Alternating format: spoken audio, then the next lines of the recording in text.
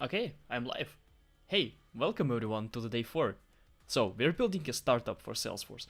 Basically, the best and the last Apex course you will ever need, or I would rather say a platform where you can learn Apex, where you can practice Apex, where you can watch videos about Apex, where you can read about Apex. And all of that should cover everything that you need from complete beginner to the level where you can take your first job as a Salesforce developer. I want to have a lot of practice stuff. I want to have a lot of video materials, and I actually already have a lot of materials that I can put into it.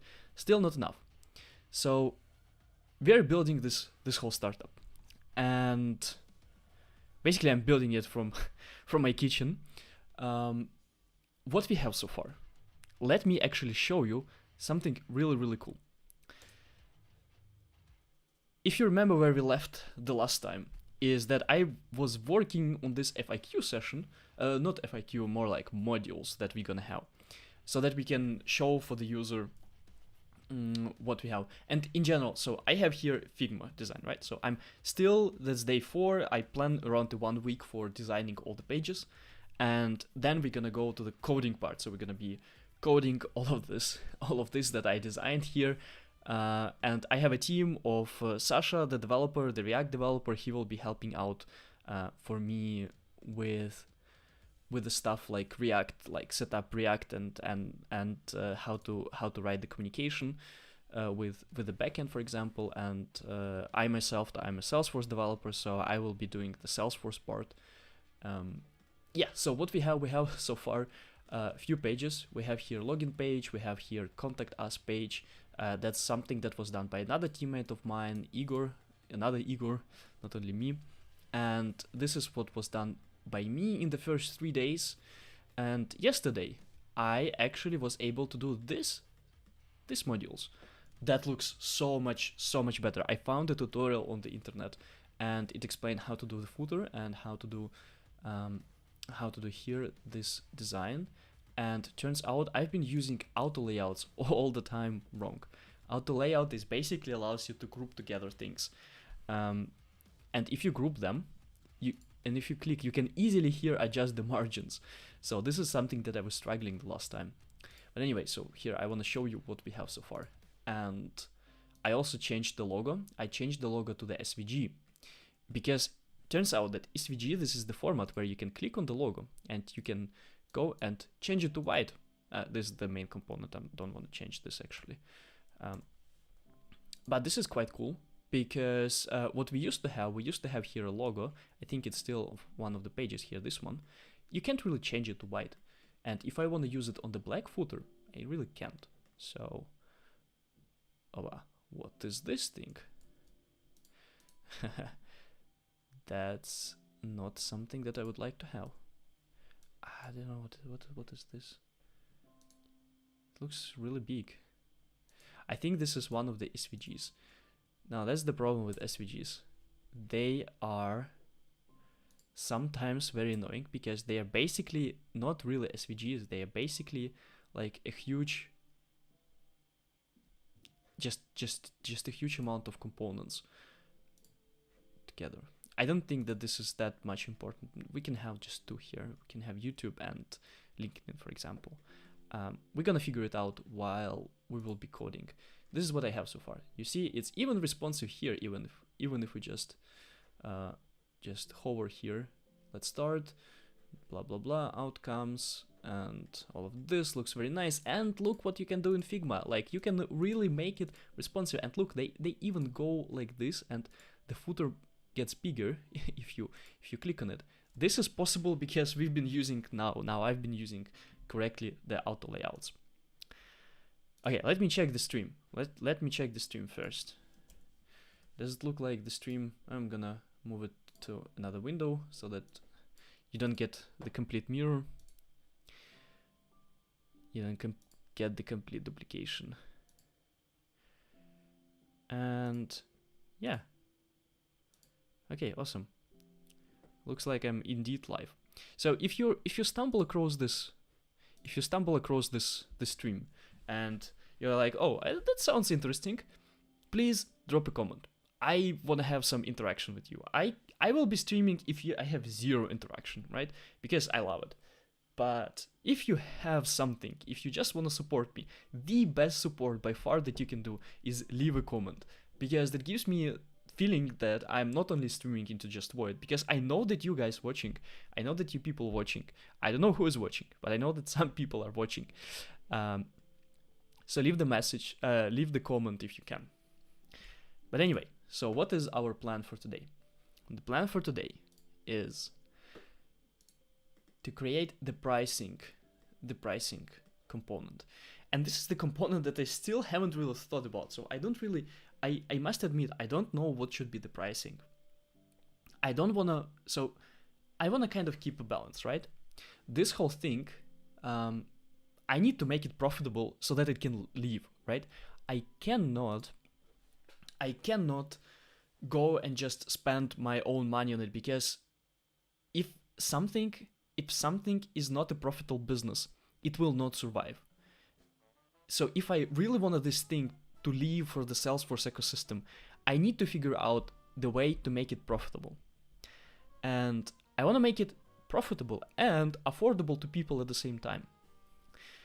What I really wish I could do, I don't know if that's in general possible at all, I would like to have different pricing, depends on which country you're buying. So if you're buying, for example, from Ukraine, it's going to be one pricing. If you're buying it from US or from UK, that's going to be another pricing. That would be by far the best thing that I would like to do. And that would be really fair. But I think it's going to be very difficult to implement. And that's definitely not something for the start. So we're definitely not going to start with this type of pricing. What we're going to start with the pricing, I don't really know. I kind of take this pricing whole thing from the air. Because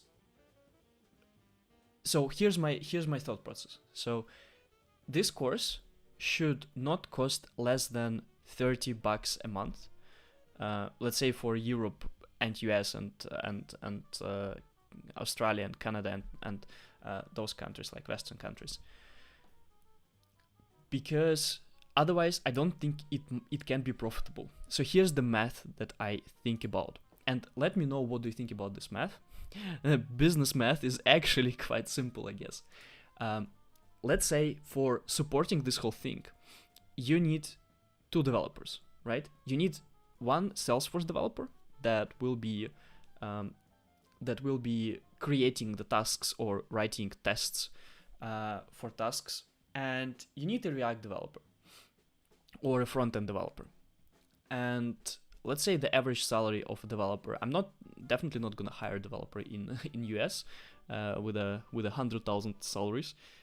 Let's say average salary let's say one developer will be from Ukraine and one will be from Germany. The one from Germany salary will be, let's say, what we're gonna pay would be 6,000, and the one from Ukraine, let's say, will be 3,000. Right? So that's gonna be 9,000. Plus, we can definitely add 1,000 of expenses, so 10,000. So if we really want to make, and of course I understand that we can make a much better setup in terms of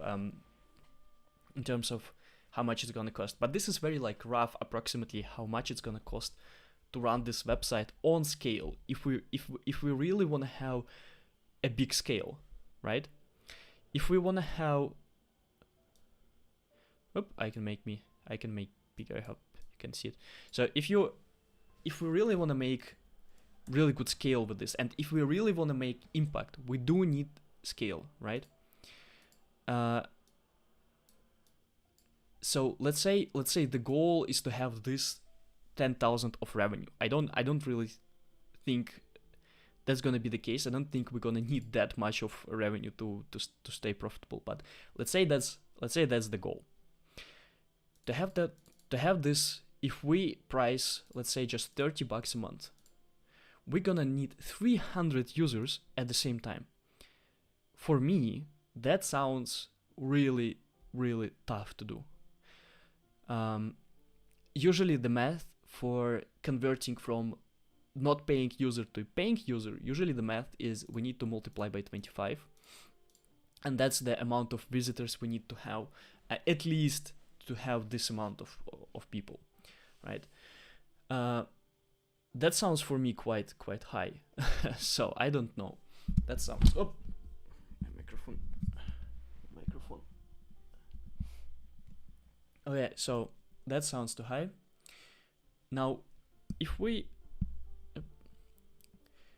instead of that, if we take this 10,000 and if we divide it by 150, we only need 66 users. So there's a huge difference between between those two numbers, right? Of course, we are just tripling the price. But the point is that the bigger the price, the more easy it is to make it profitable, of course. High ticket stuff, I think in general is good. So I think we're gonna end up somewhere in the middle. But I feel like 150 should be kind of a full package for the whole thing. And then we can give away some kind of packages. Like if you just wanna have let's say you just want to have videos without any automatic checker, then it's gonna be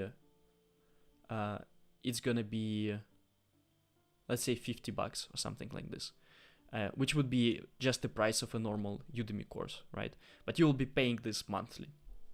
So those are my ideas. I mean, of course, this math, like with 6,000 plus 3,000, it's very much out of just imaginary number, but those are my thoughts. So the reality will tell, because when I'm gonna set this price and then let's say $30 or $50, and no one's gonna buy, that's gonna be for me pretty much the sign that maybe it's not possible. If you look at the Codegym, so the site that I admire a lot, so Codegym, they have different Codegym pricing. They have different pricing possibilities. So they have $30 and they have 100 and then 200. But this 100, it includes weekly online group session with mentors. I have no idea how they make it profitable. I have no idea. Probably they hire a lot of different developers in Ukraine. I don't know. But I mean, this is you can definitely make make it more affordable by hiring people in other countries where the salaries for developers is much lower. And I think that's something that I'm doing now, right? So I'm not paying 3,000 for Sasha, right? He's still junior anyway, so this whole thing will make it more affordable, and will allow us to charge lower prices, right? I think I'm gonna start with 2 packages. So one package will be $50 and another package will be 150. And if no one buys, then I'm gonna drop those prices. That's my idea for now. Let me check the stream again. I don't know. I am always not sure if the stream is running. It is, but it's gonna take me a while to get used to it, I guess. Yes, the stream is running. And just 1 second.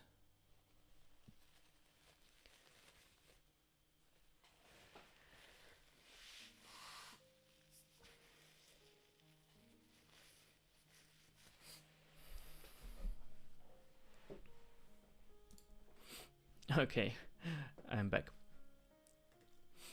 So the idea for today is to actually finish the pricing element, and I think then we are good to go. And then we're gonna start with the course page, which would be really interesting because I haven't really thought about how it should look like. I like how Apexsandbox does it, but I don't really. that doesn't really fit into what we have. But anyway, so the task for now is with the pricing, and I actually started doing it myself because I didn't really find anything on the internet that is really good. I found this one, so I kind of like it, but I kind of also, I don't know. I don't know. So I'm gonna try to build it myself, which is always a sign that I'm gonna be struggling. Okay.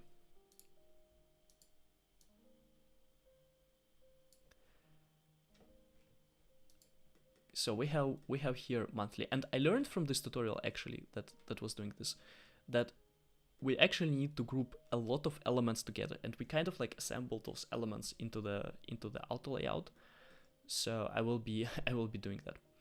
So we have here monthly subscription and this, and now we also need to have a price, right? Let's say monthly. Okay, so how do we do it? So we have monthly subscription and we have yearly subscription, right? So let's say monthly will be $50 a month. I mean, this is okay. What do we have? Let's do a little bit of planning. We have monthly subscription, and monthly subscription will be, the first one would be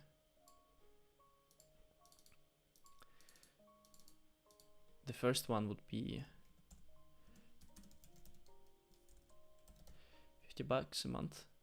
Another will be $150 a month, and then we can have the same one yearly, right? Yearly with, let's say, 50. So what will be yearly? We also need to have some kind of discount for yearly, right? So if you have 50 by 12, that's 600. Let's say we're gonna have 0.30% discount, so it's gonna be, let's round it up to 400. Let's round it up to 400 yearly. To 400 year, and if we take this one, 150 by 12, that's a huge price. Let's say I want to have 70% of it, and let's round it up to let's actually do a little bit of marketing trick, and let's round it up to 1,000 a year. Sounds like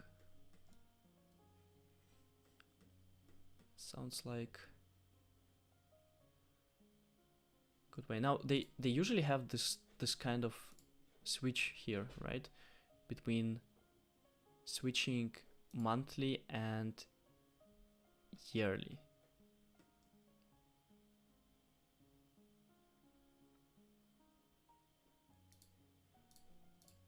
Can I try it out?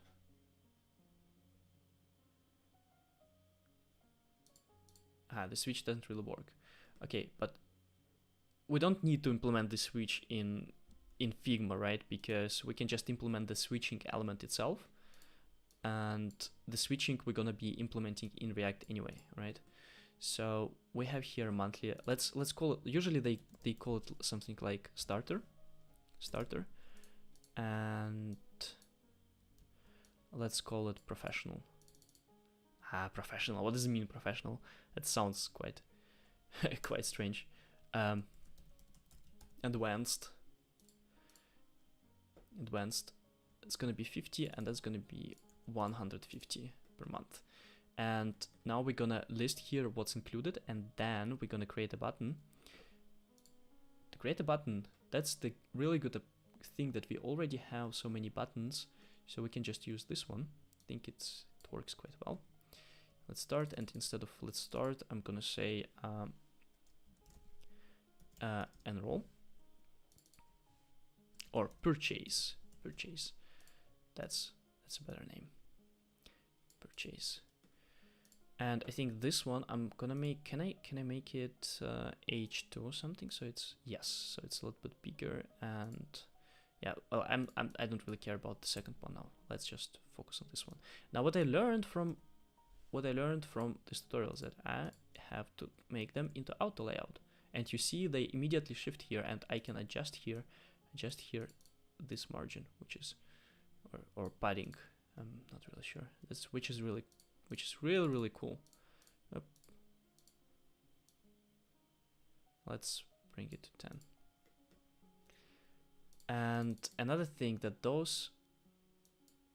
they can be here into fill container, all of them. And now if I'm gonna be doing like this, you can see that they are basically changing the height to fill the container. So that's kind of cool. And let me make it like this, I guess. Starter, next month, and now I want to list. Now I want to list the benefits, right? The same as they have here, basically. What is this? Is it kind of an icon? Yeah, I think it's icon. So I'm gonna SVG. SVG free. This is actually a really nice website. So SVG free, and what we are searching for, something that will be kind of helping us to list the benefits. And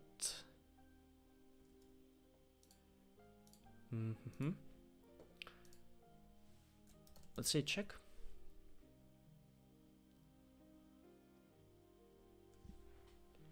Now, do we want to have the roundup like this? Or we want to have just a simple one?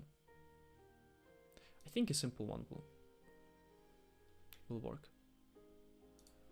Let's download it. And I'm gonna put it from downloads here. Up. Now the best part about SVG is that we can change here. We can change to our color that we have. And now I can resize it. Oh no, and it doesn't really work with resizing here. Some SVGs don't really work when I'm trying to resize them, when I'm trying to make them smaller. So we need to find another one.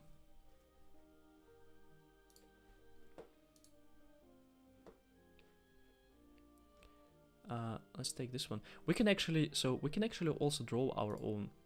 This is something that I also discovered with a tutorial. We can take this pen and we can make whatever, I don't know, something.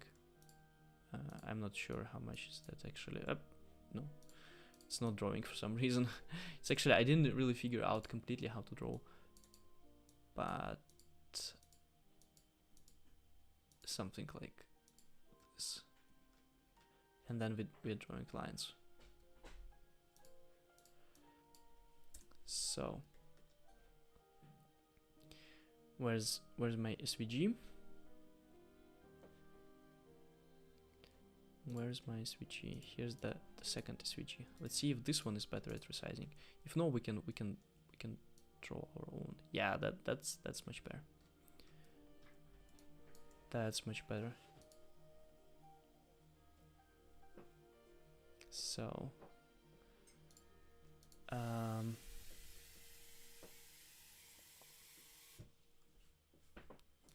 okay.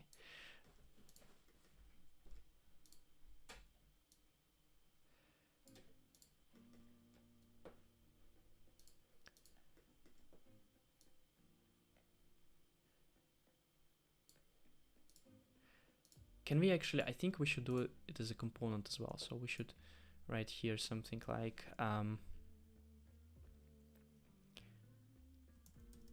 access to videos, and 24. I would rather do it regular text, access to videos.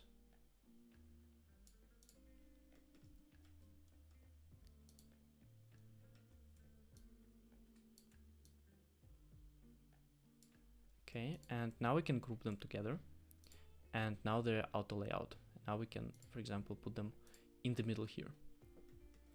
We can actually do the same for those. put them in the middle. Access to videos, and now we can create a component out of it, and then there's a way to make kind of variables, but I don't remember this way, and I don't really care because I just wanna create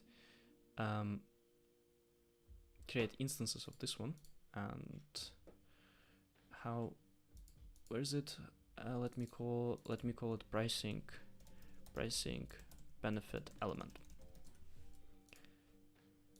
Pricing components. I don't see it. Where is it? Pricing benefit element. Now this is the component itself, right? Now if we drag and drop it into here, we're gonna create an instance of it, and we can put it here. And now I see that the whole design is actually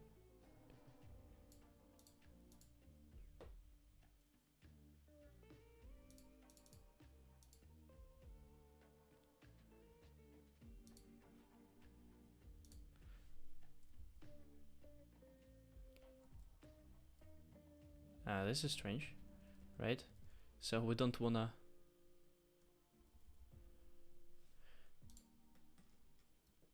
That looks quite strange. How do they do it here in their design? Okay, they align everything on the left, which would make sense. Let's try to align everything on the left.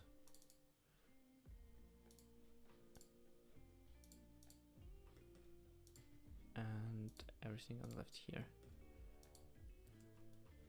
And then the button is smaller and also on the left. Looks a little bit strange, right? Starter. And I think another strange thing that this thing and this, they are the same size basically. At least they look alike. H2 and this H3, but I don't see any difference between H2 and H3 actually. Let's delete the link and let's make it smaller. Like this. And let's increase here to just normal. And what else can I do here? What else can I do here? I can, for example,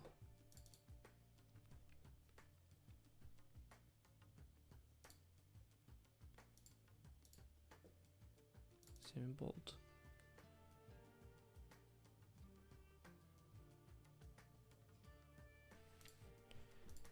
And I can actually duplicate this one and I can put it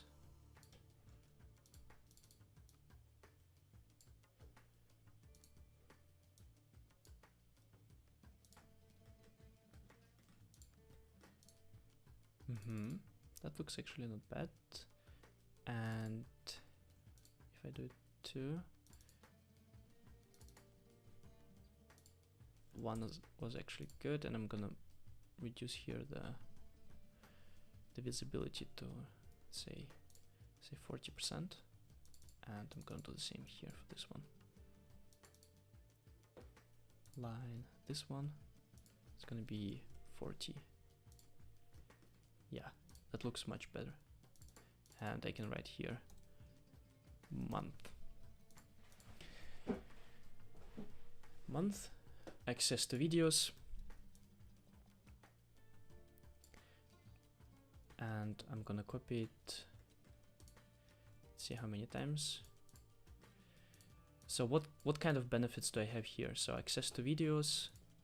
Let's copy them 5 times and let's see. So when I copy them 5 times, first what I can do is I can tidy up so that they have the same, and then I add to the layout, and now I know that they have the same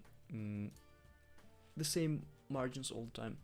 So access to videos, access to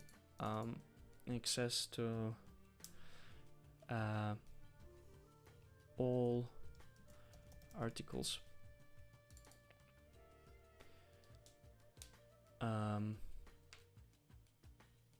Let's say access to what?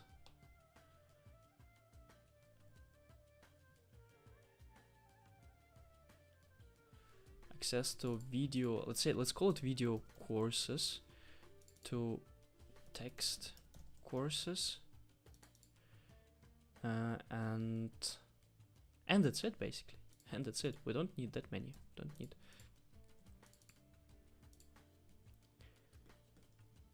We don't need more things. Right, because that's gonna be starter. So that's gonna be basically like the alternative to the Udemy course. You buy this thing maybe for a month, maybe you don't need more.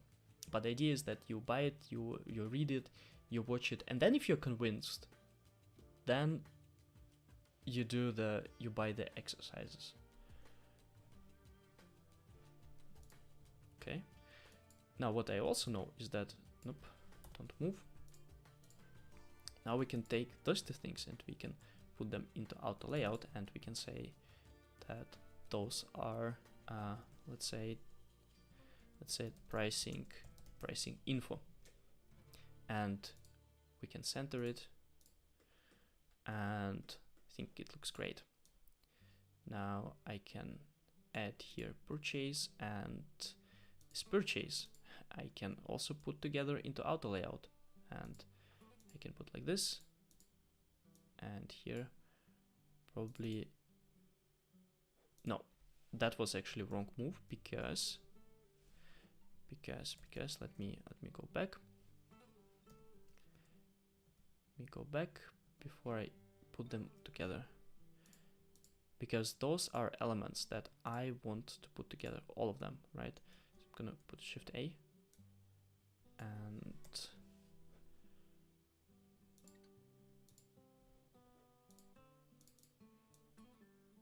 yeah, and now that seems correct. Purchase. And now these two things, now I'm also putting them in auto layout, and now they are automatically aligned. So that's really cool. I really love Figma. 75, 75, 21, 21. Good. I can also add here round up 12. And I could probably reduce here a little bit to 46, and 46 here as well. Nice. It fits very well into what we have. So that's gonna be starter, and I'm gonna make out of it a component and add a variant starter month, and I'm gonna say it monthly, month tier 1, and that's gonna be monthly. Let's call it month tier 2. Caro, hi. Really glad someone commenting. So I guess this is the first comment on the stream, so hi, welcome. How are you doing? Month tier 2. And that's gonna be 150, right? It's gonna be 150 per month. But it's gonna have much more of... Wait, that's not what I wanted to do. It's the monthly one. So this is the monthly one, tier 1, and this is the monthly tier 2. That looks great. Now how do I copy these components? So I have here access. Now if I click on the, I think Control D, yes, that's gonna copy it. Okay, let's make this thing a little bit bigger and change this one to, let's say,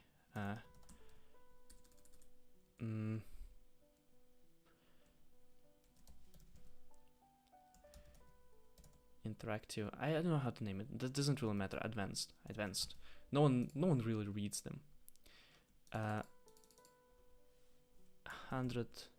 200 plus tasks, and gonna nope, don't do that.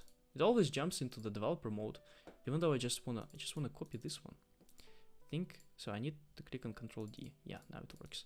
So here, automatic checker.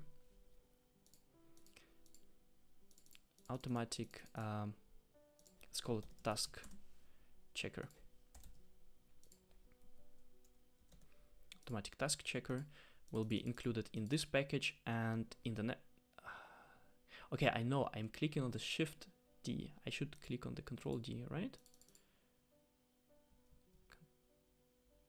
Control D. Right, so Control D, and here also, let's call it style analysis.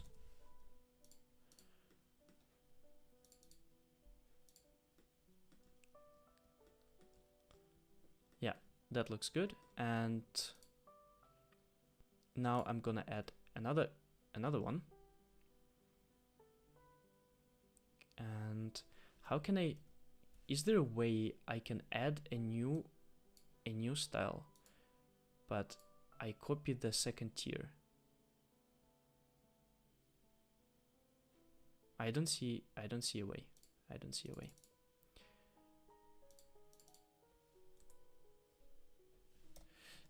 So instead of what we can do, I imagine if some of designers is actually watching that, they're probably crying because the way I do it, I'm just creating new components, and I'm gonna call, what did we agree? We agree on 400 per year.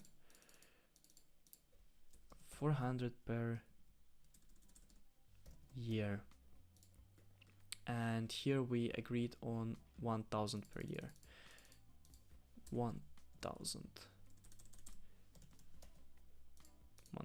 per year. That looks good. So now now I need to actually place those two components, right? How do I place them? Can I actually place them dynamically? I'm not sure.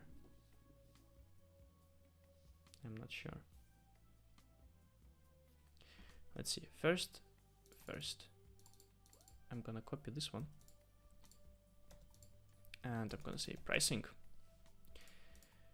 And how can I add a checkbox in Figma? I would like to have a checkbox that's gonna like toggle between two different prices, and I don't really know how to do it now in Figma. Let's see. Figma checkbox. Not checkbox, it's called toggle, right? It's toggle. Toggle buttons. Well, you know what? I actually realized we already have it here in this one, right? Because they're using it. Yes. Nice. So I don't really need to do anything. I can just copy it. To Figma here. Pricing. And just gonna copy it, and monthly. And this is actually not only 30% discount, we have at some point, we have, what is the discount? Multiply, but this is the number that you would pay if you pay monthly. But now if we divide this number by 1000, no, other way around, if we divide 1000 by this number, we're gonna find out what is the percentage that we take. So this is 55% minus 1. Quick math, so we have 44, the biggest discount here is 44%, up to 44% discount, right? Monthly, yearly, and those things, we're gonna align them, this, and pricing, and I'm gonna put them together into auto layout, and now they are grouped here. And now I only need to put those elements that we here created, the components. I need to put it,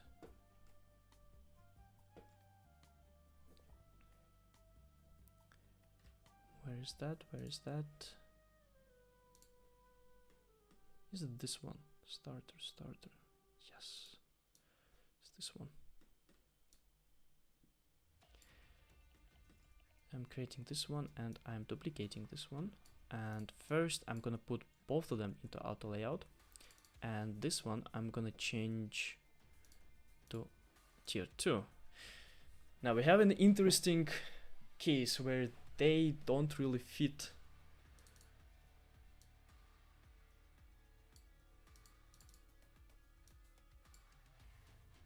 where they don't really fit. Can we make...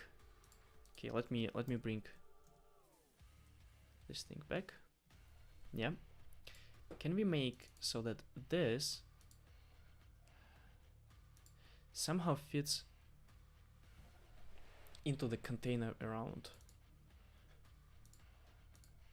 Fill container, for example. So if I'm gonna increase the container, no, it doesn't work. Here we go. That's the Figma problems. That I don't know how to really fix because I'm not designer.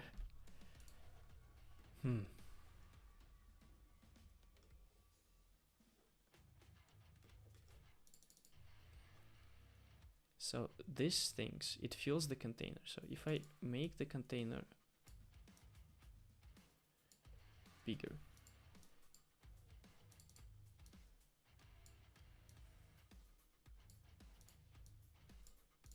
it doesn't really change anything.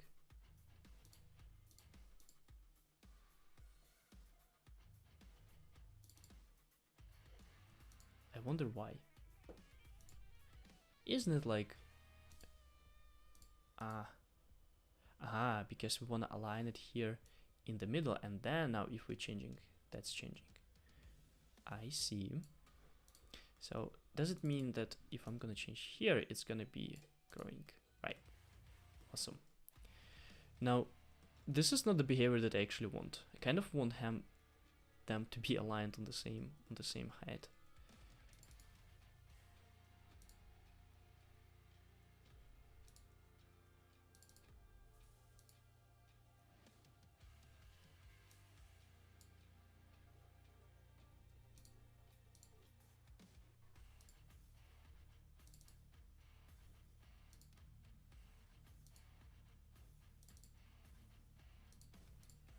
I mean, one thing that I think I can do, let's see, I can go to individual items here, and I think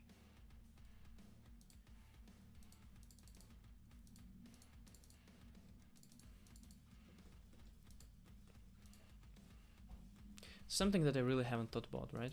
So that was kind of stupid for me.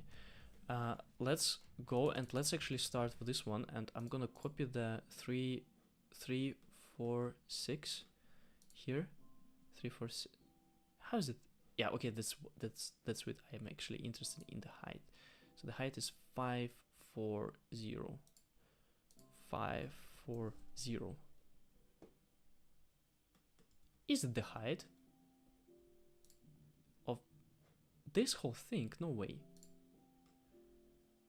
No way that's the height of 5, 4, 0. How come? No, 5, 4, wait. 5, 4, 0, not 4. Okay, 5, 5, 4, 0. Okay, now they're the same height. I see. Now, I don't really want them. I want them to be like this, right? But then this thing.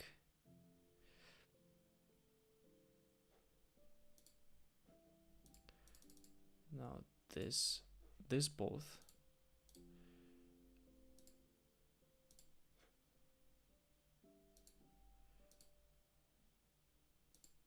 Nope, go back.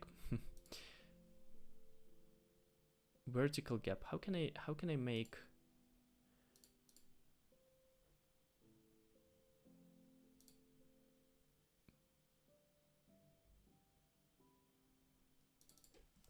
what is auto? Now if I move this one, it moves them as well.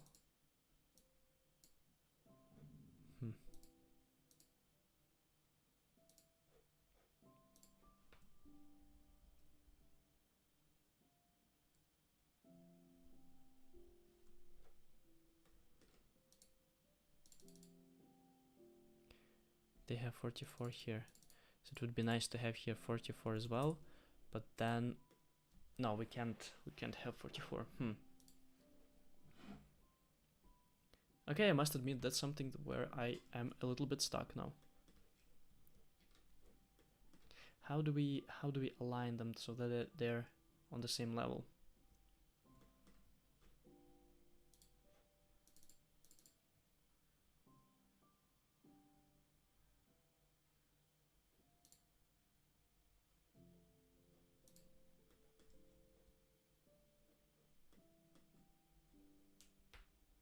Well, I have an idea in mind, so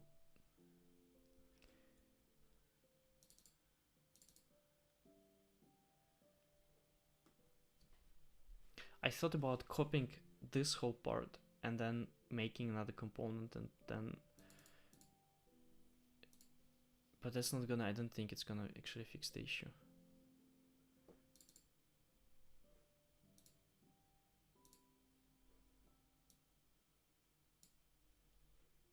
Frame starter. What if I say fixed and then I'm gonna try to move it.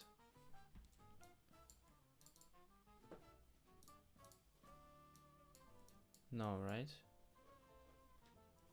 I don't even know how I can move them.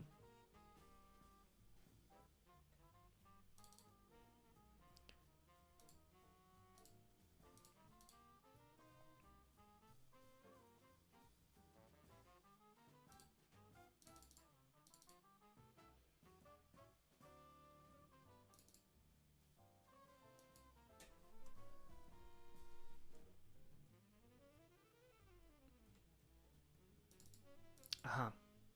One of the things that I can do is I can reduce those spacings here. Like this one, for example. Whoop, right? And now I just need to figure out what makes the spacing here.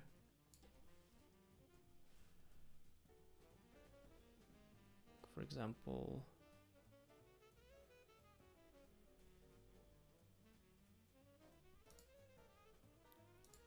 that's the frame. It's this one. Let's make it everywhere 0. Can I take this one and... Aha, nice. Okay, so I can put it here. Aha, so it kind of depends. Oh, here we go. That's approximately what I wanted. At least this, at least this. I still would like to move those.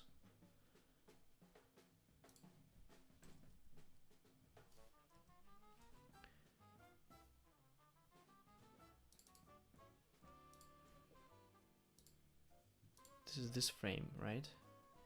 How can I... High contents, fill contents, just high. How can I... Okay, so the high is not the problem. I think where it is located is the problem.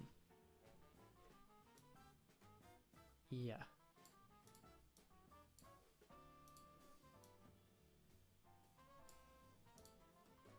That would be the right way how I would like to see it. I can imagine how many best practices it actually breaks for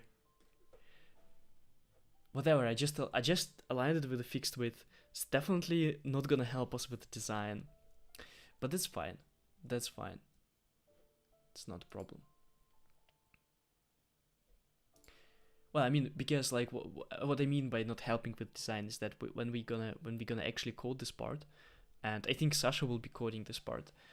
Maybe me. Let's see how it goes.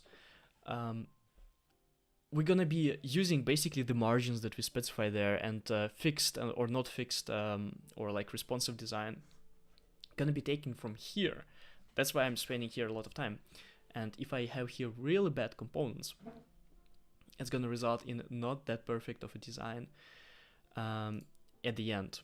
But that's fine. That's fine. We are not designers here. So because if you think, so here's the small talk break. If you look at this and it sounds like a lot of work, it's not. It's not. I think we are moving super quick. I am actually fascinated how from nothing in just 3-4 days we have so much already. this is crazy, and partly because I am streaming it, because I'm showing these things. I probably wouldn't be that focused if I didn't show it publicly what I'm doing. So that's the first thing. And the actual work is not designing this thing. The actual work, it's not even programming the thing. The actual work will be to create training materials for all of that, and to create the tasks and create the tests to these tasks. I can imagine that it's going to be really Apex heavy and really Salesforce heavy. This is going to be a really fun part, but this is going to be the biggest part and the most difficult part by far. So what we're doing now, I would say, is rather very simple thing in comparison to what we're gonna do. Okay, so enough ranting. Let's go back to this thing, and now I hope that if I put this one and if I duplicate and let's put them like this. Okay, I duplicate and now I change here to the tier 2. They look quite similar, but they're still not. Just make sure that they're aligned here. They're still not perfect. And now I'm gonna delete this part because I'm gonna be duplicating this anyway. Another thing that I think I missed is stroke. I want to add here stroke and stroke 2. That's what fits into our style that we have. Stroke, the stroke, up, stroke 2. I'm actually interested why they call it stroke, note, not border or something. But anyway, it looks like we still can do this thing. Where is it located? So it's epsilon. That's the most important epsilon. This part and this thing is just relative. That's the catch. That's the catch. They are not aligned.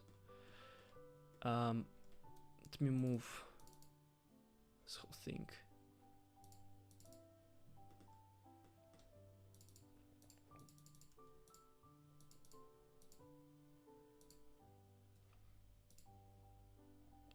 It's this frame.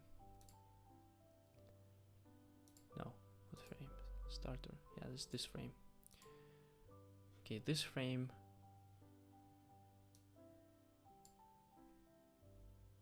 Let's leave it like this. Let's leave it like this, and let's figure it out once we are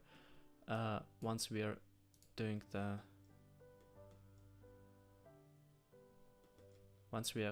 coding part. It seems for me like this button should be actually aligned in the center.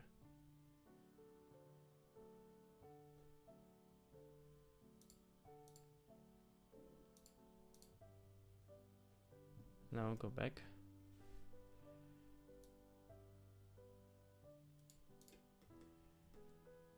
I think it looks much better.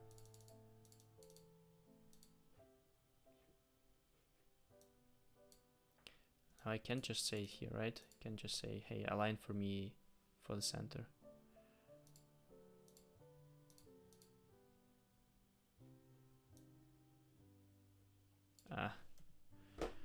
No, definitely not fill. Let's say fixed width. Still no. Let's just undo a lot of stuff. And here I think it was, oops. Oh, there you go. Oh my god. So the height was 540. The height was 540. And now this thing, we just hard coded this 400.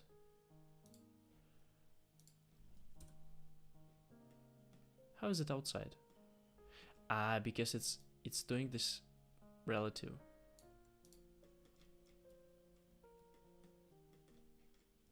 I completely butchered this component. I completely butchered it.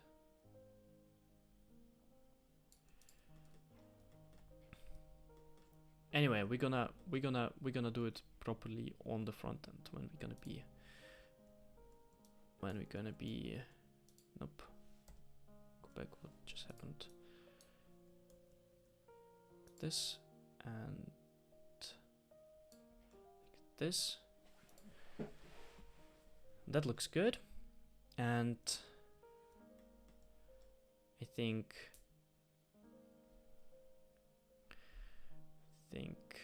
it's good to go. We just make out of it a component and then we are good to go. So component. Now another challenge would be actually placing it here inside. I'm not really sure how I'm gonna do that. Let's do the pricing. Let me go back and let me name it pricing container. Oh, another thing that we didn't do. We didn't do this is just monthly price, right? We didn't do yearly price, but that should be actually quite easy. No, go back. I just click on the Control D, which will duplicate this whole thing, and I'm just gonna write here not month but year and put 400 here, and here I'm just gonna put 1000 a year. So I remember changing the pricing for my initial Cloud Prism business for maybe 3-4 months before I found something that actually working. So that's completely fine, and I'm gonna rename those components. I'm gonna rename it as year tier 1 and year tier 2. And well, actually I'm quite sure that we can create here pricing component.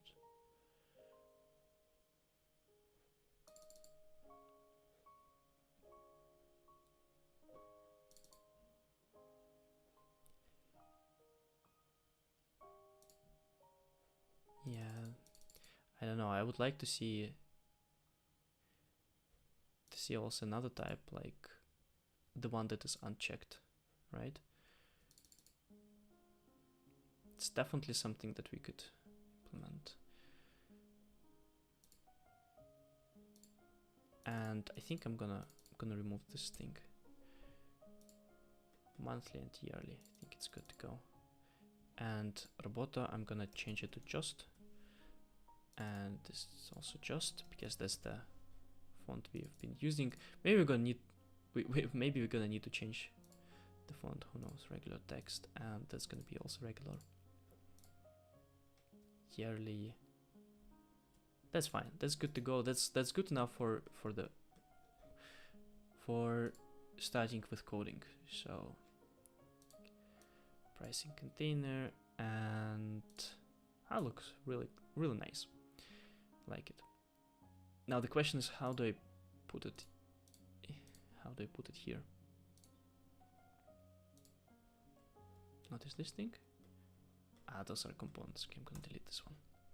Those are components. We're not interested in components. I'm gonna call this whole thing, this is the let's say global layout. Now in this global layout, before that we have, and in this global layout we need to put the pricing there.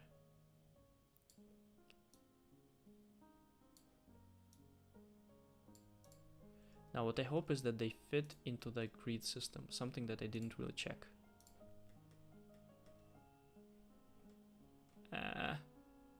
Not really, right?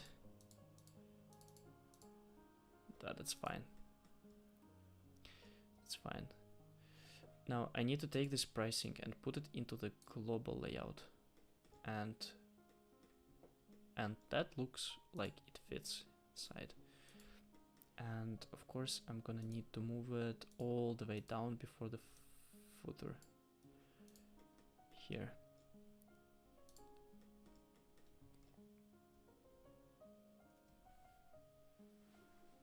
Nice.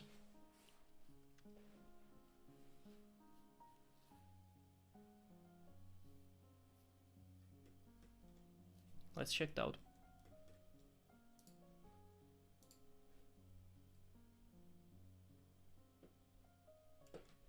Okay, pricing, contact, login, let's start. Everything is working.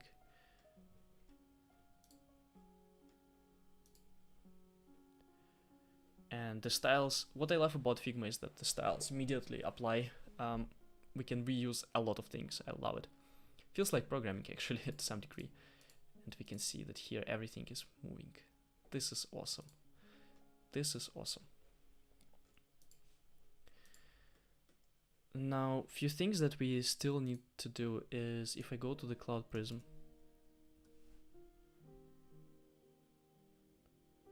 or to any website, you're gonna see some mandatory things that are there. Like, for example, about us, contact us. Oh, about us, that's something that we didn't do. Let's see, about us. About us.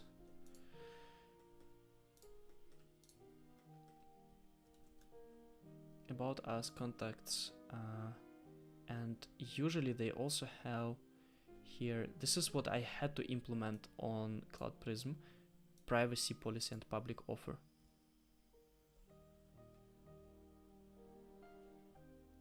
So those things we're gonna need to include into the footer. So I'm gonna go here and I'm gonna change those things to privacy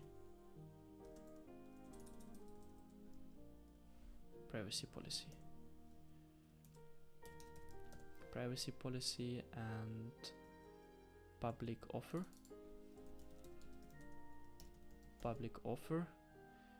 and then I think I can delete this whole component. I don't really need this. No, not this whole column, but this link 3, and the same for each column. So this and this one. Then here contact us, and here is about us, and then the last one we can, let's say, what should it be? Contacts? No, contact us. We already have contact us. Let's see, pricing, and what else do we need? What do I have? Then I don't have anything here.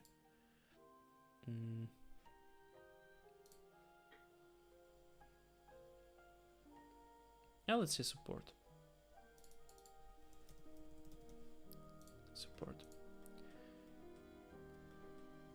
And the best part that it's gonna be now displayed here and everywhere where this footer was used. So that's awesome.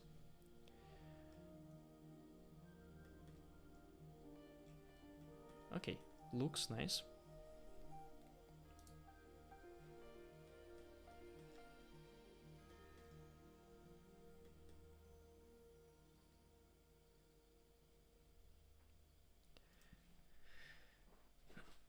So now I'm thinking what we still need to do. Do we still need something to do from this part? I don't think so.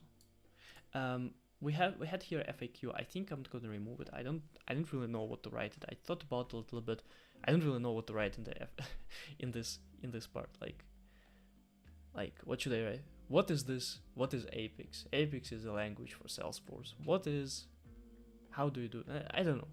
Like something somehow it doesn't really fit. Another thing that doesn't really fit into this is that we have pricing and somehow immediately footer. I kind of feel that there should be a little bit more to it, but we are here shipping the first version. Don't really care about those things. So now the only thing left is this course page. I mean, not the only one thing. Look how many how many pages we still have. But this is the second most important thing after the main page. And the reason for that is because this is going to be directly the user experience, right? So this is going to be exactly how where the user solves the tasks, where the user actually goes through all the materials. So how to implement this? That's a really good question that I don't really know the answer to. I'm gonna, as always, I'm gonna look up to this guys, and let's say I'm signing up. I'm not sure why they are trying to sign up. By the way, this thing with when you sign up and they have a quiz for you, this is so awesome from the business perspective, and they're not the only one who are doing that. There is a study that shows that multi-step forms like this, they convert people much better than just a normal sign up. And the reason for that, I think it's kind of in psychology, because when you click on the button and you have this simple quiz with let's say 5 different steps, and it's really easy to click through, right? So you click on it and I don't know, you're clicking, and then they ask you, so let's say what they actually do, and let's see how can I course. Yes, here we go. So this is super easy. Like, they ask super easy question, right? Like, what is your perfect learning style? Reading. Okay, so I'm clicking on reading. We have dark and light interfaces. I like dark. And now so the form is not really super big, right? And I think this is the balance. I think 3-4 steps would be actually nice to have. I'm gonna still so I have this in mind that I should also implement something like this. But this should not go into the MVP. So that should not go into the first version that we are shipping, because we're gonna be focusing on the most important part, right? So here, save your progress and create account. Let's see, are they gonna? No, not now. Can I click on not now? Do you already have programming experience? No. And this is just simply awesome, this quiz. And not only they're doing this, they write that they personalize it. It's not true. They don't have any personalization. Another one is acquisition.com. This is Alex Hormozy. He's blowing up on the internet and he's super known. And here the first thing where what you see is that you click on the steps, right? I want to sell my business. I want to scale my business. Let's say I want to start a business. What describes you? I want to start a business. I want to sell. I want to start a business. What problem do you solve? Getting leads, making sales. Let's say getting leads. That's the problem. I prefer watching. I prefer reading. Email, and then you get into this beautiful website. Yeah, this guy there. So this is just a quite a normal approach to how to convert people, and the psychology again behind it is that you click on something and it's really easy to click, right? I really love this approach. I have the same approach for Cloud Prism, and it actually helps us. So we have, I think in Cloud Prism, for the free course that I have, we have over 200 people actually doing the course. So it's awesome, it works, and this is something that I also want to implement. So if we click here on the get started, we also should go into the navigation to this type of thing. It takes a long time, exactly. So here I just took it from Hormozy exactly like this, and consultant, let's say, and I want to learn basics and I prefer listening, and now you can create a password here, right? So the same approach I want to have at some point for this thing, but that goes into the future. So I'm going to create here, I'm going to duplicate here about us, and I'm going to create here, and I'm going to say sign up quiz. But again, that goes into the buckets of something that nice to do but not important. I can actually go and put here nice to do but not important. So about us is also not important, and profile, that's something that is nice to do but not important. Here, login page, contact us, sign up, and forgot password. This is something essential, right? We can't really have a website where you cannot register, because We can't charge money for that, right? So we need to have those elements. Okay, now getting back to actually the part with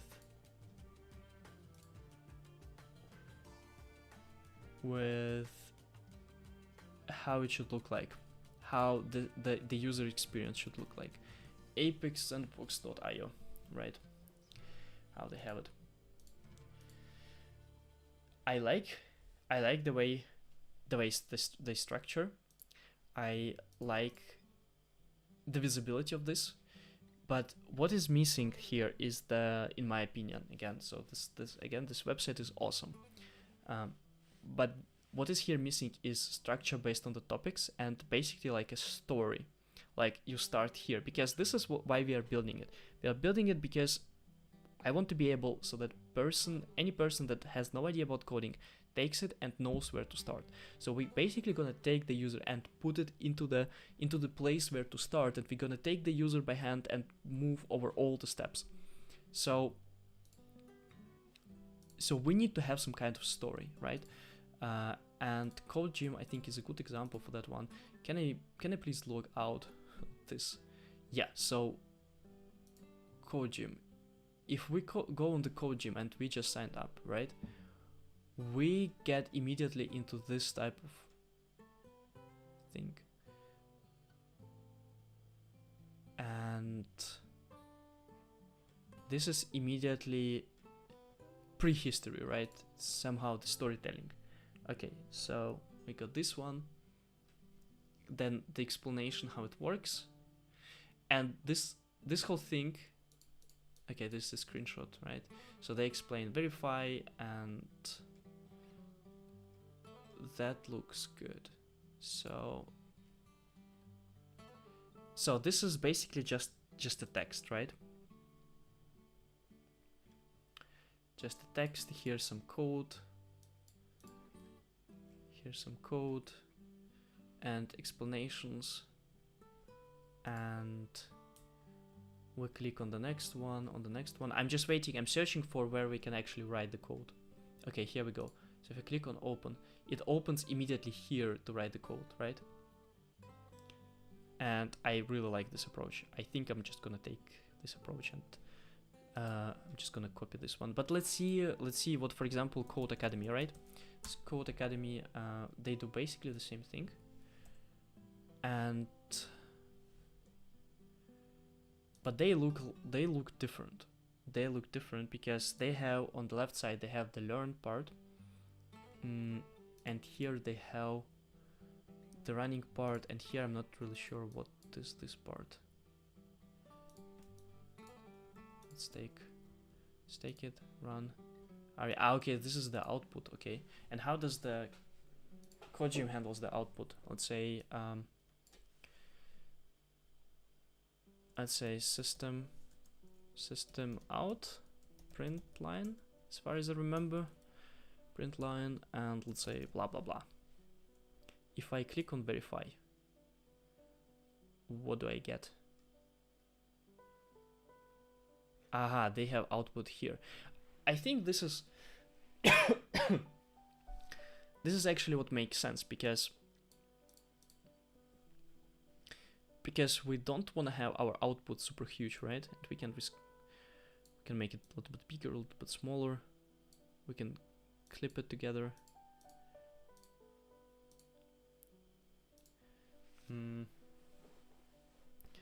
That looks nice. And the best part about it is that it's kind of integrated, but you have to scroll up, right? You have to scroll up and you have to search for it. What is the class tree? Not important. Help, reset solution. And I can also make it here the full. This is of course nice. I would actually kind of go for this one.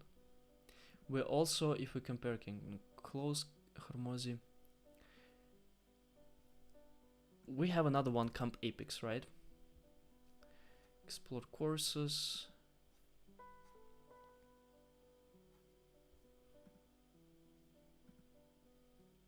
And Campapex takes more of the Code Academy approach. But I think with the Code Academy, I think the problem is that we want to have really good tutorials, and it's really hard to fit a good tutorial into this left sidebar, right? So I think I'm gonna go for just Codegym approach. Let's see, there's another one. There's Made Academy, and start learning for free. Oh, why they're in Ukrainian? United Kingdom. Okay, start learning for free. Flex. I'm not sure what they mean by flex. Okay, get started. No, I don't want to have consultation. They had, at least, I'm not really sure, but they had like a platform where you could go. Doesn't really matter. Okay, doesn't really matter. I'm gonna go for Codegym approach.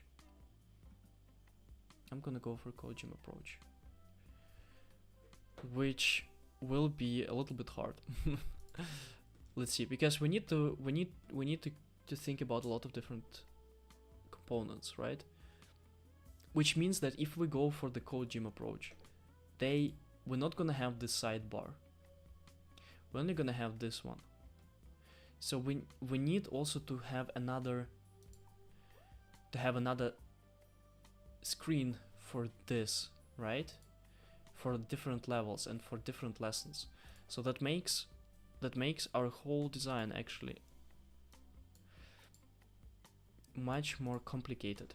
But even if it makes it much more complicated,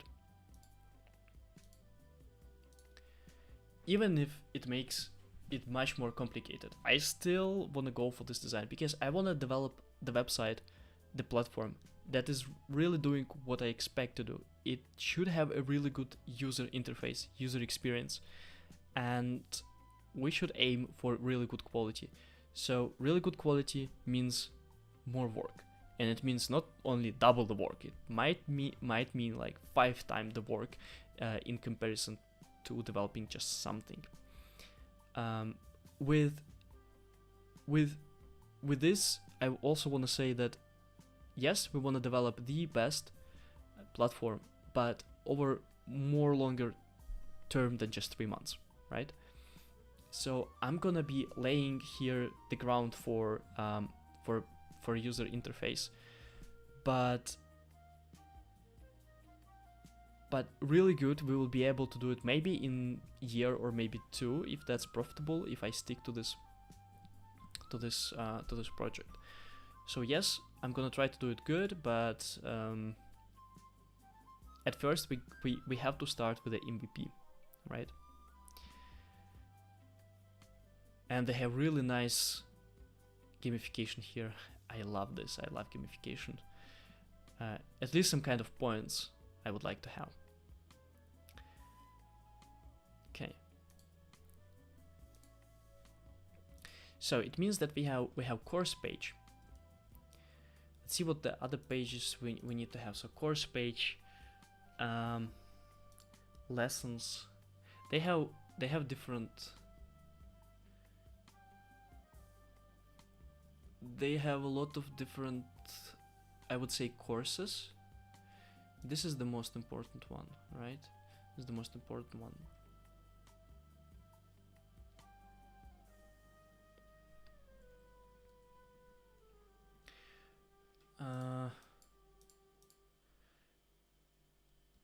We're also gonna have like all of this. So I would call them modules instead of, yeah, I would call them modules instead of this. So here, let's call it modules.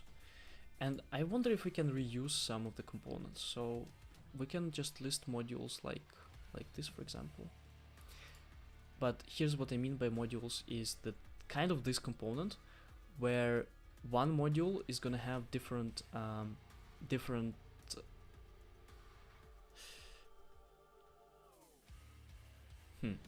I think I approached it wrong.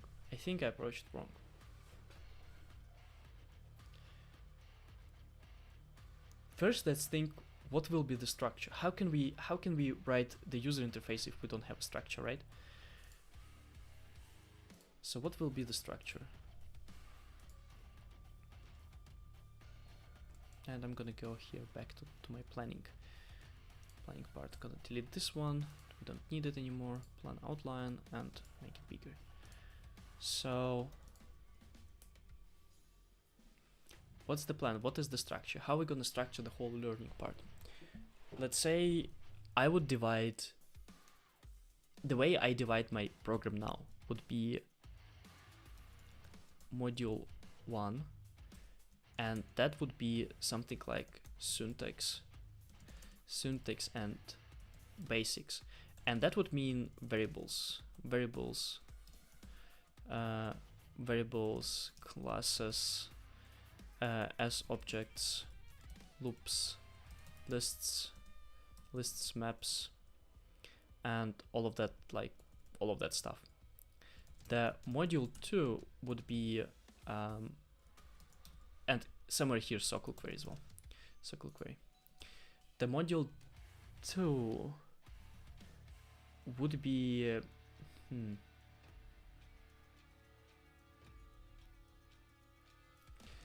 simple, how to call it? I would say simple things, like let's say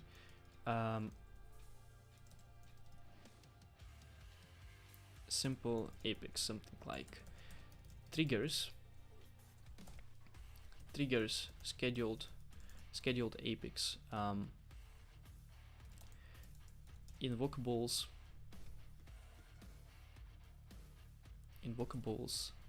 let's say scripts, I mean like SQL plus Apex. For example, if you want to write a script that's gonna update each opportunity in the system to some value, just for training purpose, that would be considered kind of a simple Apex, but not as trivial as syntax and basics, right? So that would be module 2.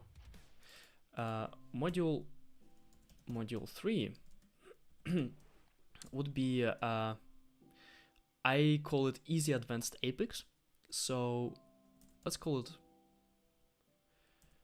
advanced Apex. Let's call it like this. It's cubables, integrations,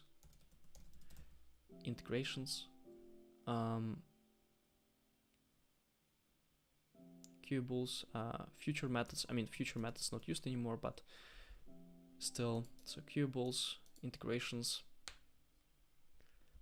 What else? Integrations. Let me actually check what I have in my program. So I have here in Canva projects. Nope, not this one. Front end not gonna be doing now. Asynchronous Apex. Yeah, well, I mean, yeah, okay. Show me again. Asynchronous Apex. Integrations. Yeah, let's say batch. That's a good point. Batch, dynamic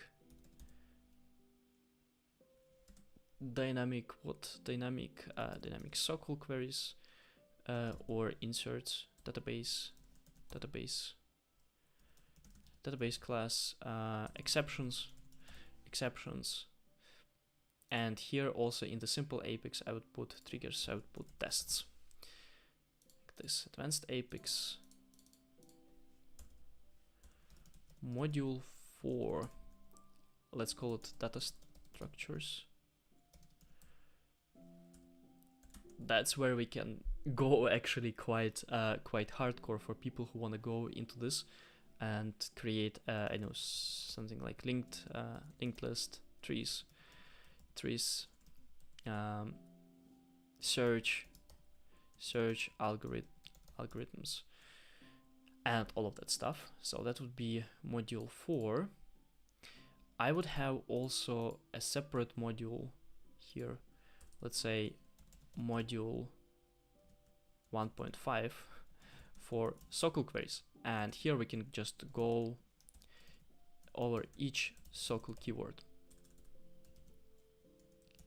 each so-called keyword, data structures and advanced Apex. And after that, module 5,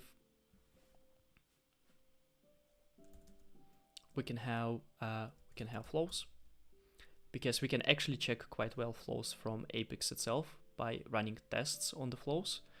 So we can add flows. That kind of like learning flows, that also actually belongs to the learning, to being a developer, right? Because you need to understand how they work to some extent without going really crazy on it.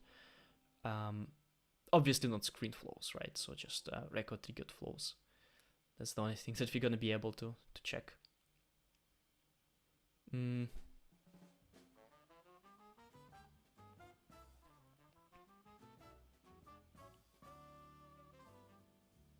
Is anything else missing? Validation rules, nah, not really, right?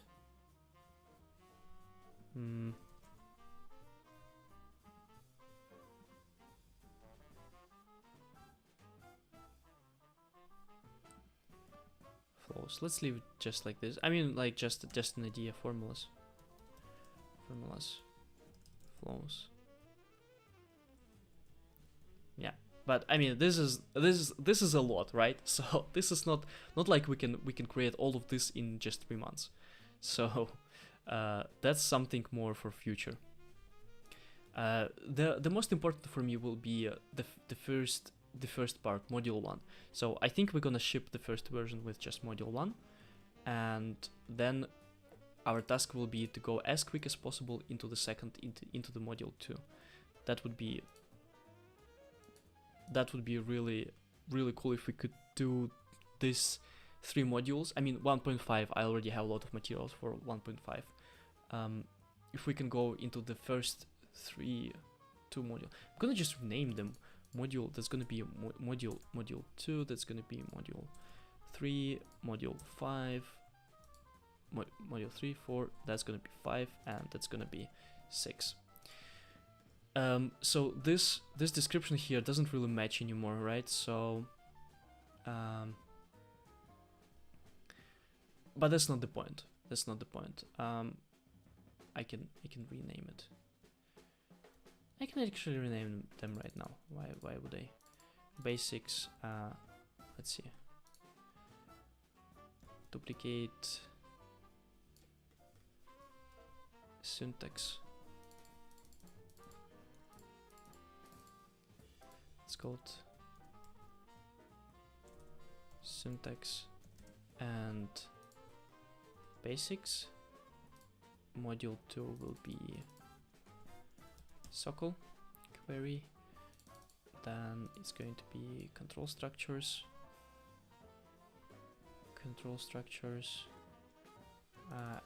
Instead of control structures, I would say simple Apex, and okay, here Apex, and here it would be advanced Apex, and module 5 data structures, and more, yeah, and the number 6, which is just gonna leave it. And when the user, we can actually add here a button, CTA button, and nope, we can, let's see, where was it added? After this accordion, right?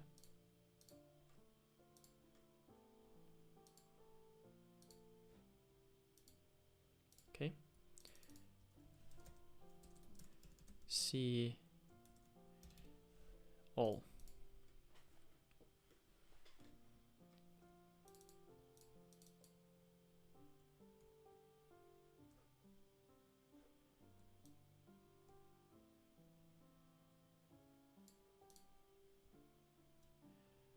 Well, here we start with kind of problem, like, because I don't really know how can I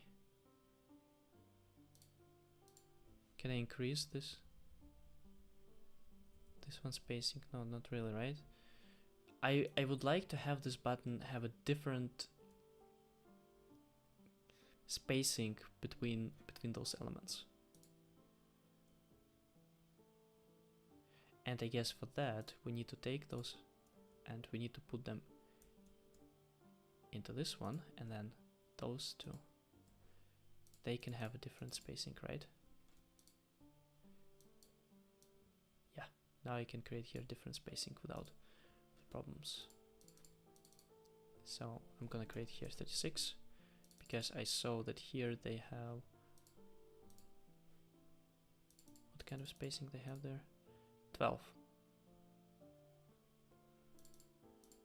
Let's make it 16. And now we have 1:2 ratio. Maybe it's gonna look better. Doesn't really matter. Whatever, doesn't really matter that much. So having this thing, we need to have a separate site that's gonna separate page that's gonna display all of them. And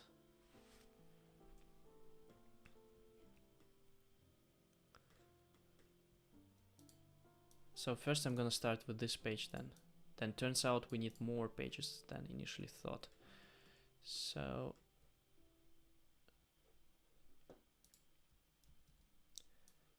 this one goes here, and where are my grids? Oh, I don't have grids here. Okay. Columns 12. I think it's stretch, and then here we increase margin. Let me see what do we have here for those. Margin 96. Margin 96. And I think that sounds right.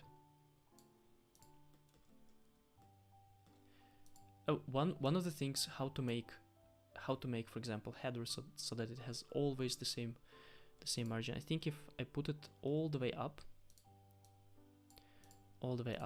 I can go here and I can create here margin, right? Let's say it's gonna be 36, and that sounds right. So, but now instead of doing that, I'm gonna modify this thing here on the component. So I'm gonna create here margin 36, and now all of them are automatically shifted. And this one as well. And that will ensure that we have the same spacing here. But anyway, this is not a Figma tutorial, which kind of feels like it's a Figma tutorial, right? Okay.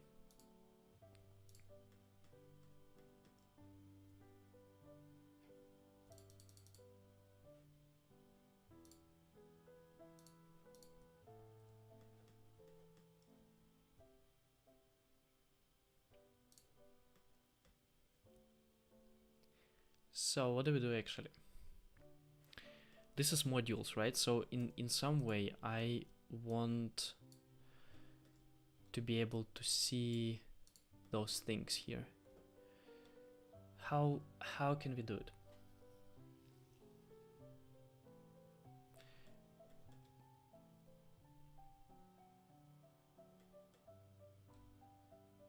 Well, we can reuse this component, I think.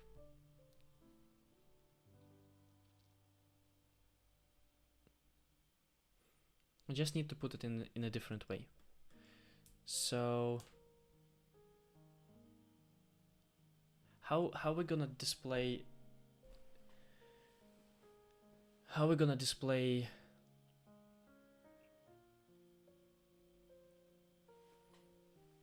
well, I can actually copy this one, right?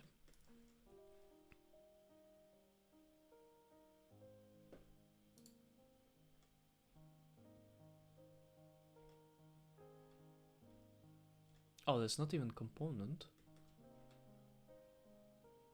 It is a component. Okay, let me duplicate this one and put it completely out here. So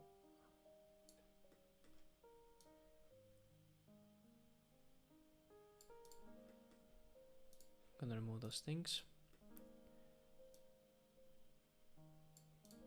And here would be modules. syntax and basics, and here now instead of see all, we're going to have one more of this one, module 6 data structure, and instead of data structures we're gonna have flows. And I like this, if we want to have more modules, we can do we need to implement a separate website, a separate page for this? I don't think so, right? Because we're basically duplicating the same thing as we have here. It doesn't add any new material. But this is just a list. What I actually want to have is that user should be able to click on it and go to the exercise. So instead of having this module 1, I need to create, yes, now, okay, now I have in my head how it's gonna look like. So what we're gonna have is, we're gonna have those modules, and then on a separate page here, we're gonna have module 1,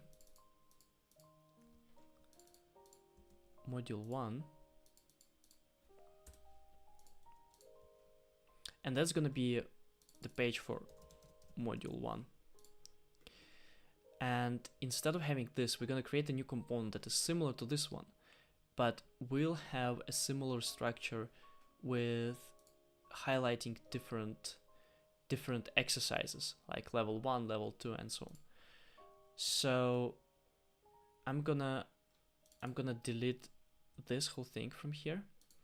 And where's my component for that? This is my component. First, I'm also gonna just duplicate this footer, and I'm gonna put it down here so that we have a footer.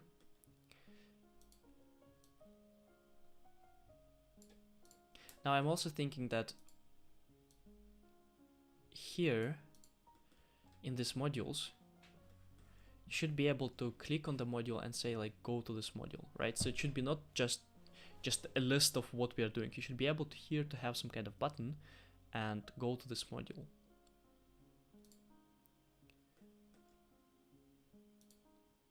Right, but now this is not the most important. The most important is this, have module 1. So I'm gonna duplicate, and I'm also gonna duplicate here for the module 1. Duplicate. Yeah.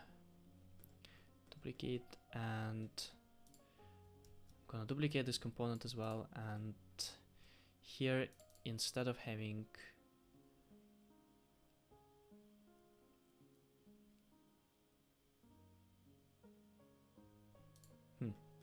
nah, how do we do it? What do I want to have?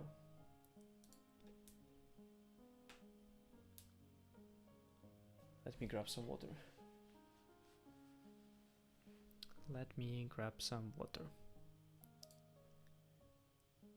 Ah, you couldn't see my screen for such a long time. Ah, damn it.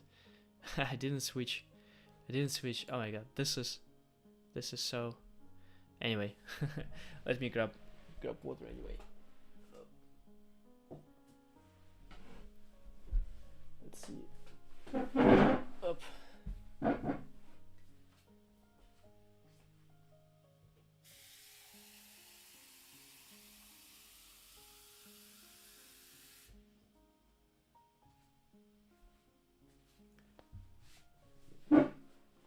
I should not switch into the full mode, or I should really keep an eye on my recording. This is something that I really afraid the most. Like, I feel quite confident in the speaking itself part, but the part where I don't know, I show a screen and then it freezes for the whole stream, or the music gets really annoying, or those things, like basically the technology failing. This is the this is something that I really can't really check that much. Okay, but anyway, so the problem that we are facing is that I'm trying to design the way that that will be logical for a user to navigate, right? And we have here this following hierarchy. So we have different modules. And I think actually those modules, we don't need to do it that way. We could also implement them in form of the cards, like for example here, right? So we can implement them like this card, and then module 1, module 2, and blah, blah, blah.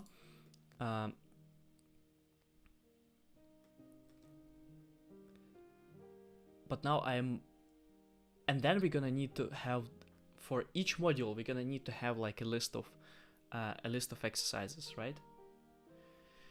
Which means that our navigation bar here, now it's gonna be not only pricing and contact, it's gonna be also modules.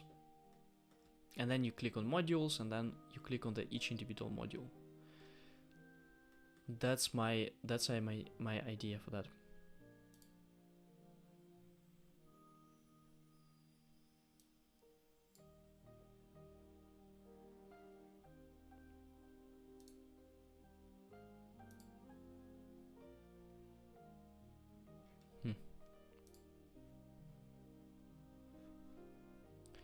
Like this one, for example, right? So we have a list of them, and they list the topics.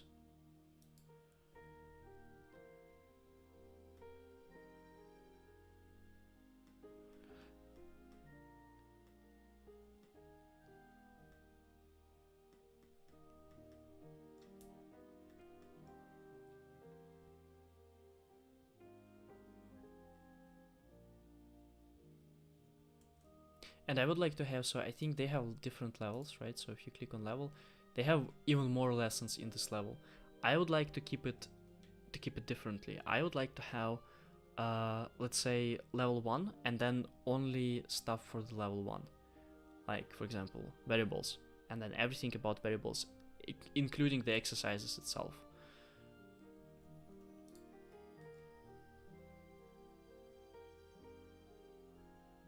So there's gonna be some kind of list, and probably it's gonna look like this list. And let's say we can call it variables.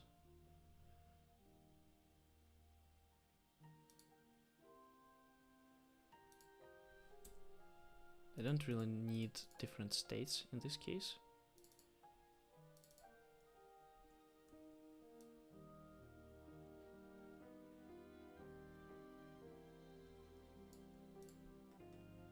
Variables. Yeah, let's say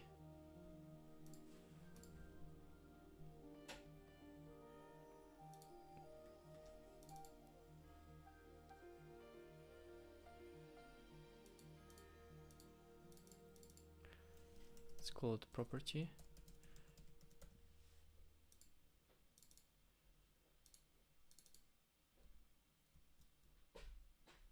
No, not duplicating it. Create a new variant.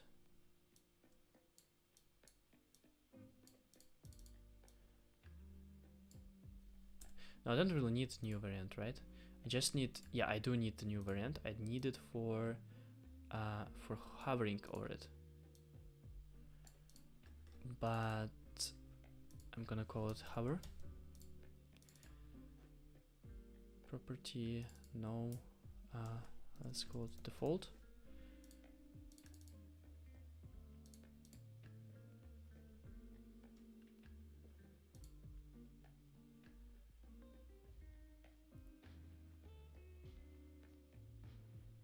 I just remember that they actually have, when I was implementing this one, here something is hidden, like it's like this whole text, it is there, but it is hidden. That's why we don't. So I'm looking if we don't have. Yeah, we do have here this text, accordion text. Awesome. So if I delete it, now we don't have anything hidden there. Good. So that's gonna be variables, and when I'm gonna be hovering over them, they're gonna change into No, I think not this whole thing. Ah, white, that's what I wanna change, and this is gonna be white, and this thing is going to be white as well. Looks good. And now prototype accordion. Nope. Gonna delete this, and also no, actually here prototype. Let's go here, on click, while hovering, change to hover instant. Yep. Now another variant which I'm gonna create will be clicked. Let's say on click, and this variant will be the same as the last one. The only difference will be that we will slightly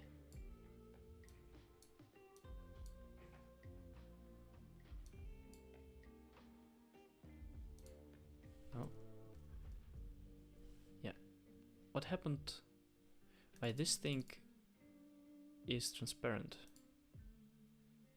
Can you make it transparent? No, it means that it's zero visible. Ah, it's gonna be on click anyway, right? So we can change this thing. That's fine.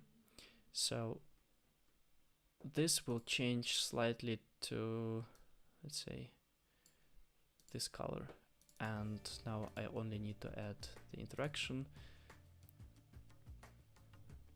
No, not like this interaction. While hovering, delete this part. On click, change to on click. Yeah, looks good. And I'm gonna call this whole thing, I'm gonna call it not accordion, I'm gonna call it something like list. No, how do I call it?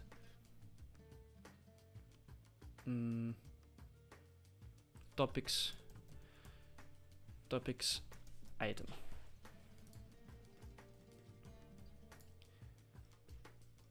Now there's the topics item and module 1, and oh, I need to think about stroke. As always, 2, and it should be the same for everything. 2 and stroke here 2. Okay, so I have the stroke. Now I can go align it in the middle and duplicate like this. I can move it here.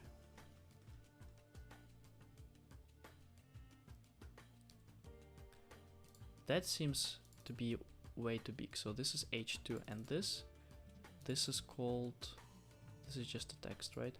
But it seems to be a little bit too much, because I think I want to make it smaller. And let's say I want to make it 24, and I want to just make normal spacing here, variables. Oh no, so if I adjust them, they're not really adjusting together. That sucks, because they are probably not.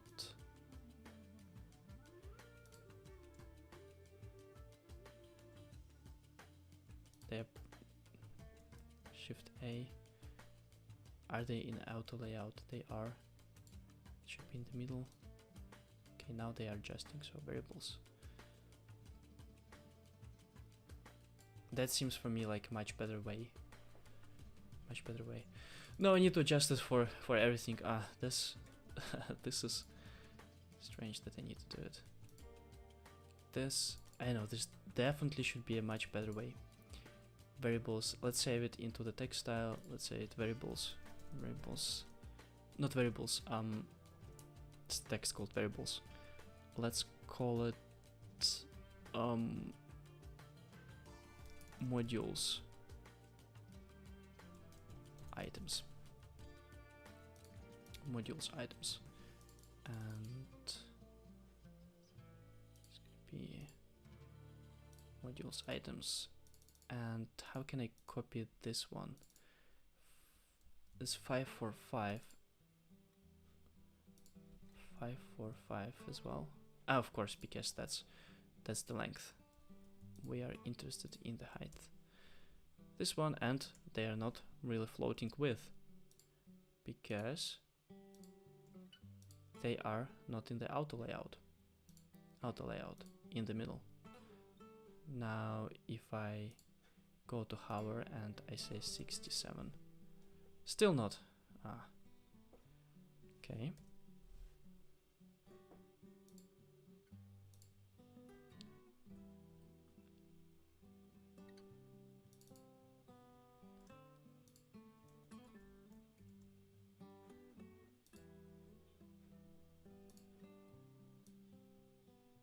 Okay, 67. And the same goes for this one. This is going to be modules items, and that just shows how important it is to make auto layout properly.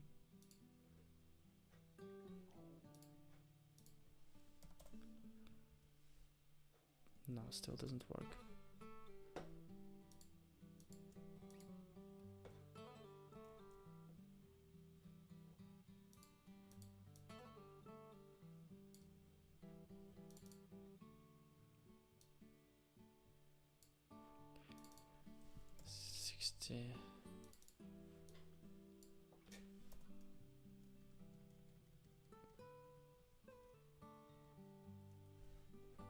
Okay.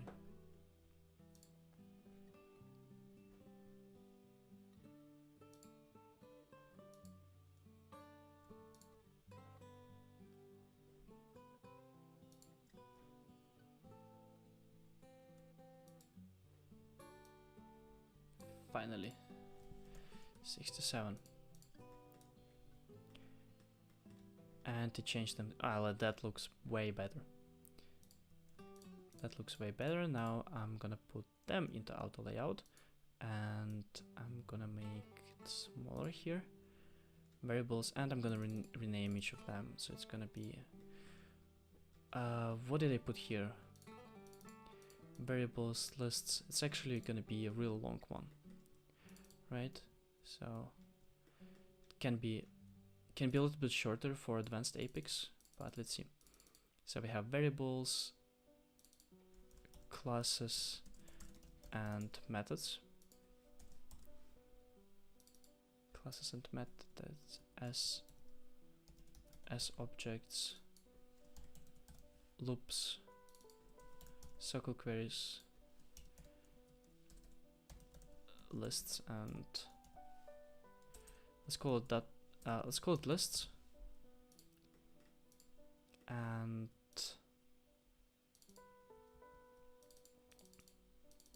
then sets, and then like so. This is gonna I'm gonna be filling it out based on when I'm gonna already have the material for that, because now I know approximately how it's gonna be structured, but it's gonna be changing. Why? Because when you're writing the materials itself, you change a little bit your approach all the time.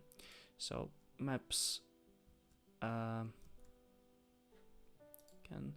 maps, let's call it for each loops,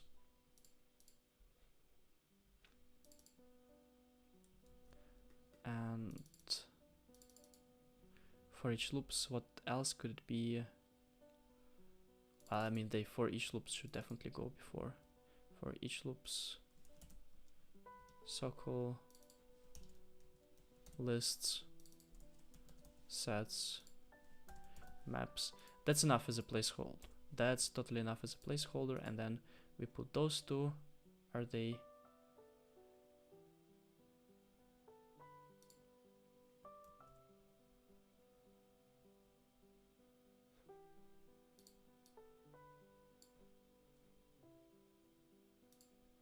Okay, align center. Awesome. And now we put this thing. And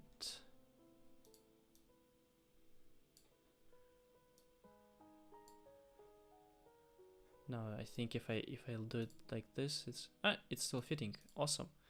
This is really nice. It's really nice. And now we're gonna put all of this into auto layout, and we are going to decrease this one.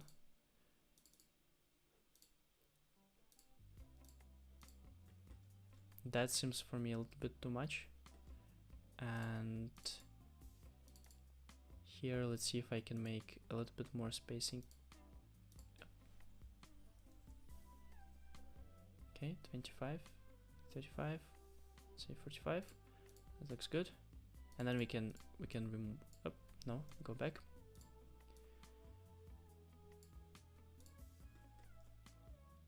This, and I'm gonna call it module page. And we will be filling it out in the coding part, because it doesn't make sense to fill it out now and then fill it out again in the when we will be coding, right? Because we don't even know where this whole thing is going to be navigating. Let's try it out. It all changes to variables. Ah, damn it. All changes to variables. But anyway, this is also not important, because obviously when we're gonna be coding, we're not gonna be changing it to variables, so I don't really want to waste time on it. And everything else looks good. So if I click on it, we can see what happens when I click on it. As objects, loops, for each loops. Interesting, because when I click on it, it changes to the right text, even though here's variables. But I think because this is still linked to the text and this is not linked to the text, right? And it's not linked to the text. Anyway, that's not important. That's not important. We are just getting the design. That's not important. And then modules. We're gonna have modules, and I would actually do the same, exactly the same, for modules.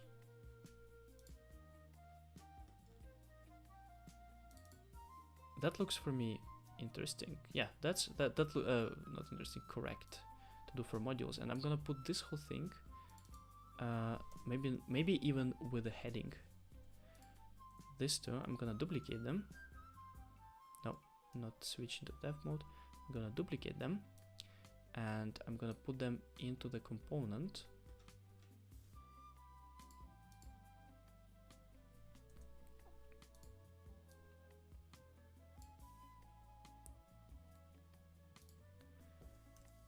I'm gonna put them into a component here, make it a little bit smaller, and I'm gonna create a component out of it.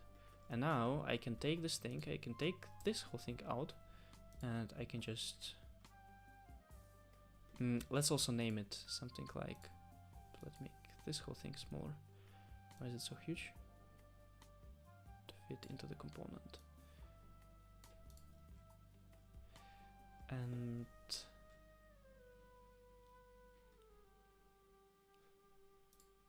how should I name this? Where are you?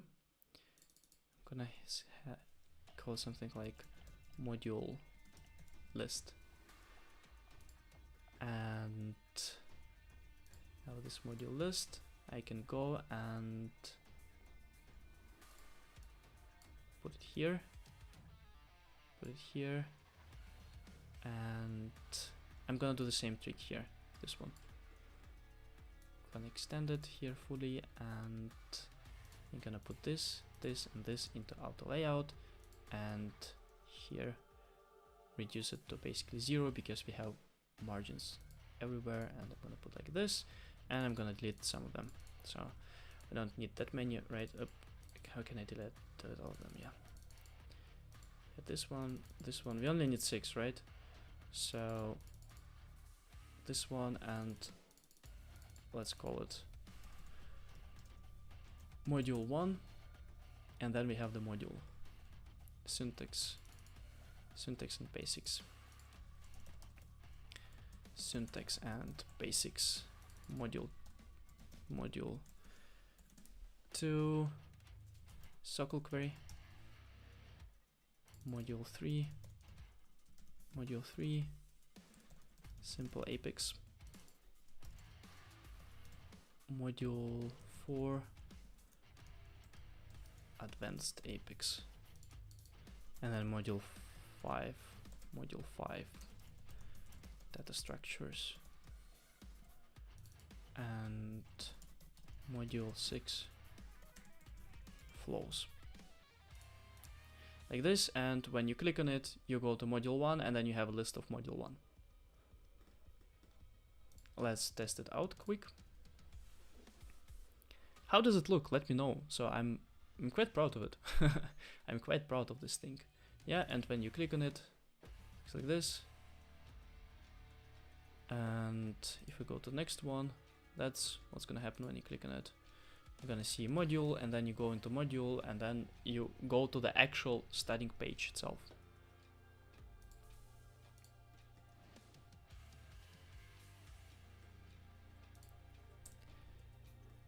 That looks quite right. Let me modify those things so that they fit, and modify this thing so that it fits as well. And I'm gonna put them, no, I'm gonna put them here. And now we still need to do the course page, right? So this is the most important page. This is the, oh my god, no, don't wanna do this, I wanna do this. It's gonna be the page that we really need to nail down in terms of how it's gonna be easy and accessible for people. We really need to nail down the whole readability part. But the thing is that we're gonna be able to do it only when we get proper feedback from people, and we probably are gonna experiment with a couple layouts. So I'm still gonna implement this at some point. But I wanna, so first let me actually show you the whole thing. So what do we have so far? We have the main page, and this is just day 4. So we started 4 days ago. We started from having completely zero idea, and this image I still need to redo it when we have the course page, right? We still need to redo it. So we just started 4 days ago with completely nothing, and we have already an outline of our landing page. We have here those beautiful components and this pricing. And I actually learned Figma, which is kind of nice skill to have if I ever go back to developer role. If I run out of the money and I have to go work as a developer, I'm gonna be using Figma for prototyping, for example, LWC components. Quite nice thing. So we have this. Then we have the course page. Don't really have it. We have contact. We have signing up page. Still needs a little bit of work. Then we have module page, and then on the modules you click here, bam, you click, and then you should be able to be navigated to another page. Where is that? To this one with a list of topics in this module. And then when you click on this module, then you're gonna be navigated to the actual exercise. And imagine this whole thing, it's basically 4 days, not even doing it full time, just full days of working on this startup. And I am super excited. But that's gonna be it for today, for today's stream. I have one more ask. Please comment. I really want to see your comments. I really want to see that you actually watch the video, or you watch at least some parts of video. That keeps me going. That helps me. Also, if you have any feedback to how I'm doing this, do that. And one more thing, last thing. I will be streaming tomorrow in the morning. So come join me tomorrow, I mean Saturday,